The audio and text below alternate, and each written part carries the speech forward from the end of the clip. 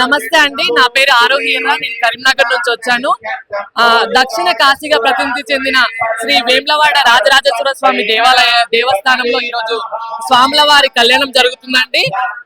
ఇక్కడ ప్రత్యేకంగా గుజరాలు, జోగినీలు తదితర రాష్ట్రాల నుంచి ఇక్కడికి వచ్చి కళ్యాణం ఆడడం జరుగుతుంది. స్వామివారిని జోగినీలు శివసత్తులు తలంబ్రాలు పట్టుకొని జీలకర్ర బెల్లం నెత్తిపైన పెట్టుకొని ఆ స్వామివారిని భర్తగా భావించుకుంటూ కళ్యాణం ఆడడం జరుగుతుందండి. దానిలో ముఖ్య భాగంగా ఇప్పుడు తను మా గురువు ఆశ గారు, ఎవరైతే గురువులు ఉంటారో వాళ్ళు పసుపు కట్టడము, ఆ స్వామి వారి స్థానంలో గురువును భావించుకొని మేము పసుపు మెళ్ళ వేసుకోవడం జరుగుతుందండి. ఇది నాటి నుంచి జరుగుతున్న ఆచారం. మేము తూచి తప్పకుండా మా పెద్దవాళ్ళ గౌరవం ఇచ్చి మేము దీన్ని పాటిస్తున్నామండి. Thank you so much. నమస్తే అండి, మీరు అందరూ చూస్తున్నారు అంగరాన్ని అంటే ఈ సంబరాలు మన వేములవాడ శ్రీ రాజరాజేశ్వర కళ్యాణం జరుగుతుంది. అలాగే దూరమున భక్తులు ఎలాగైతే మీరు మిస్ అవుతున్నారో వాళ్ళందరూ కూడా టీవీ ఛానల్స్ లో చూడొచ్చు.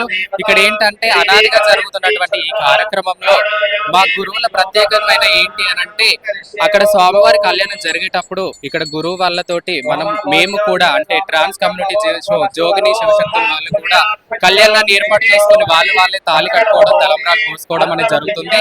ప్రపంచంలో ఎక్కడ లేనట్టుది ఇక్కడ జరుగుతుంది కాబట్టి కన్నుల పండుగ మీరందరూ కూడా వీక్షించాలి. అందరూ జనాలంతా సుఖ సంతోషాలతో ఉండాలని కళ్యాణం జరిపిస్తున్నారు. ఈసారి ఏంటంటే స్పెషల్ గా ట్రాన్స్ పర్సన్స్ కి అలాగే జోగిని శివశక్తి కమ్యూనిటీ అందరికీ కూడా ఒక స్పెషల్ గా బ్యారెట్ అయితే ఓపెన్ చేయడం జరిగింది. దీనికి తగ్గ ఏర్పాట్లు మన ఈవో గారు అలాగే పెద్దలందరూ కూడా చేశారు. వేములవాడ దైవస్థానానికి ప్రత్యేకమైన కృతజ్ఞత తెలుపుకుంటున్నాను. Thank you. దక్షిణ కాశీగా పిలువబడే శ్రీ రాజరాజేశ్వర స్వామి వారి శివ కళ్యాణానికి మా ట్రాన్స్ మహిళలు, మా జోగిని శివశక్తులు అందరూ కూడా రావడం జరిగింది. ఈసారి దేవతా శాఖ మేడం గారికి మేము థ్యాంక్స్ చెప్పాలి. ఎందుకంటే మాకు స్పెషల్ బ్యారక్ కల్పించడం జరిగింది. మేడం గారికి అయితే మేము స్పెషల్ గా థ్యాంక్స్ చెప్తున్నాము. ఇక్కడ వేములవాడ యొక్క ప్రత్యేకత ఏంటి అంటే, ఈ శివ కళ్యాణము ప్రతి చోట కూడా శివరాత్రికి జరుగుతుంది శివ కళ్యాణం. కానీ మన వేముల వల్ల మాత్రము హోలీ తర్వాత 3 రోజుల తర్వాత అంగరంగ వైభవం జరుపుకుంటాం. ఇది ఒక ప్రత్యేకత. ఇది ఈ శివ కళ్యాణంలో మా ట్రాన్స్ మహిళలు కానీ జోగిని శివశక్తులు కానీ స్వామి వారిని పెళ్లి చేసుకున్న క్రమంలో కూడా మేము కూడా స్వామిని పెళ్లి చేసుకున్న భావించి జీలకర్ర బెల్లం పెట్టుకుని తాలిబొట్టు కట్టుకొని అదే తలంబ్రాలు పోసుకోవడం అనేది మా ఆనవాయితీ అన్నట్టు ఇక్కడ. ఎందుకంటే ఇక్కడ చాలా మంది శివుని పెళ్లి చేసుకున్న ఆనవాయితీ కేవలం మన వేముల వల్ల మాత్రమే ఉంది.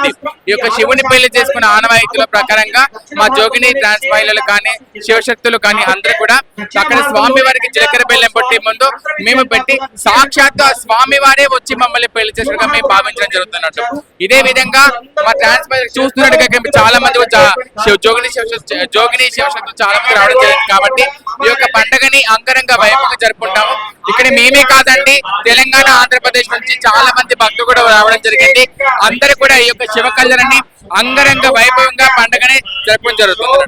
థ్యాంక్ యూ అండి.